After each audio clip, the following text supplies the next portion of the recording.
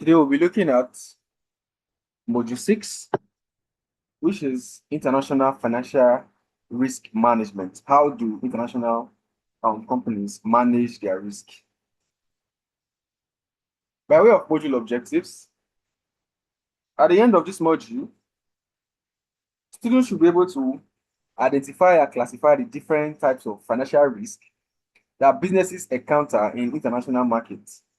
Students should be able to understand various risk assessment tools and their implication in managing international financial risk. Students should also be able to explore different hedging strategies that can be used to mitigate financial risk, particularly in currency, interest rates, and commodities. Students should also be able to analyze the role of international portfolio diversification in reducing risk exposure and enhancing returns. Students should also be able to apply risk management principles to real-world scenarios involving multinational corporations or investors. By way of introduction, in an increasingly globalized economy, financial risks are a common concern for multinational corporations, that is MNCs, investors, and financial institutions. As businesses expand beyond national borders, they face various financial risks that can impact their profitability and market position. Effective financial risk management is essential to safeguard assets, optimize returns, and navigate the complexities of the international financial landscape. This module provides an in-depth understanding of the types of financial risk faced by organizations operating in international markets. It covers essential tools for assessing and mitigating financial risk, strategies for hedging, and the benefits of international portfolio diversification. By the end of this module, students will be equipped with the knowledge and skills needed to manage financial risk effectively in a global context. Let's look at types of financial risk. One, we have financial risk arise from factors like economic change, market fluctuations, political instability, and external shocks.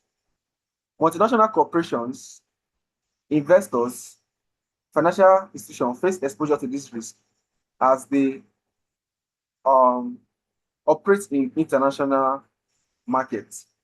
Now, the key financial risks include: one, we have interest rate risk. Two, we have currency risk. Three, we have commodity price risk. Four, we have political risk. We have credit risk. Then we have country risk. This is a diagrammatic representation of what I am talking about. Let's look at the first one, which is currency risk, also known as exchange rate risk. It involves transaction exposure. There is risk from exchange rates, changes between the time of the transaction and its settlement. Then you have translation exposure. There is risk from converting foreign subsidiary financial statements into the parent company's currency. Then we have economic exposure under it. This is long-term risk from exchange rate fluctuations, impacting a company's future cash flows and competitiveness. An example is a US-based company importing from Europe. They will likely face higher costs if the dollar depreciates against the euro. Let's look at the next, which is the interest rate risk. The component here is refinancing risk. Risk from rising interest rates when refinancing debts. Then we also have reinvestment risk. Risk from needing to reinvest future cash flows at lower interest rates than expected. An example of this is a company with a variable rate facing higher borrowing costs if interest rates rises. The impact is that it affects borrowing costs and returns on investments sensitive to interest rates. Let's look at commodity risk. Commodity risk involves risk from fluctuations in commodity prices, such as oil, metal, and agricultural products. Under the commodity price risk, there is production risk. This is variability in supply or production of commodities. Then we have market risk under it. This is changes in global demand or market conditions affecting commodity prices.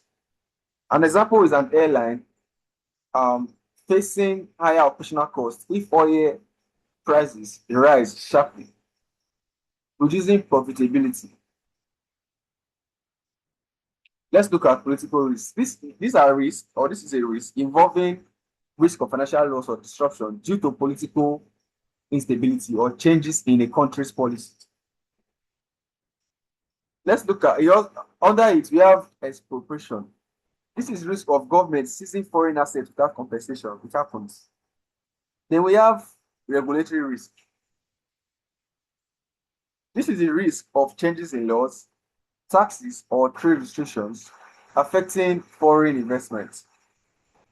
An example of this political risk is a foreign energy company facing the risk of expropriation if a host country nationalizes its assets. Let's look at credit risk. Under credit risk, there is default risk. That is the risk of a borrower failing to meet their payment obligations. There is settlement risk. There is risk that one party fails to settle a transaction. Then an example is a multinational corporation facing credit risk if a foreign customer defaults on payment for the goods that have already been shipped to the consumer. Let's look at some of the risk assessment tools. There are about 4 of them. We have the first, which is the value at risk, VAR. The VAR quantifies the potential loss in value of an asset or portfolio over a specified period at a given confidence level. We have the stress testing. This simulates extreme scenarios to assess the impact of financial performance. Then we have the scenario analysis. This evaluates how risk factors or events affect financial outcomes. Then we have sensitivity analysis. This examines how sensitive financial outcomes are to change in key variables. Now, let's look at some of the hedging strategies for risk management. There are 4. We have the first, which is the currency hedging. This currency hedging uses forward contracts, options, and swaps to mitigate exchange rate risk. Then we have 2. We have the interest rate hedging. This uses swaps and futures to manage interest rate fluctuations. Then for commodity hedging, this uses futures and options to protect against price volatility in raw materials. Then we have credit hedging. This uses credit default swaps, CDS, to protect against counterparty default risk. These are some of the hedging strategies when it comes to risk management in international finance. By way of conclusion, financial risk management in international context is vital for organizations and investors aiming to protect their assets and ensure long-term growth.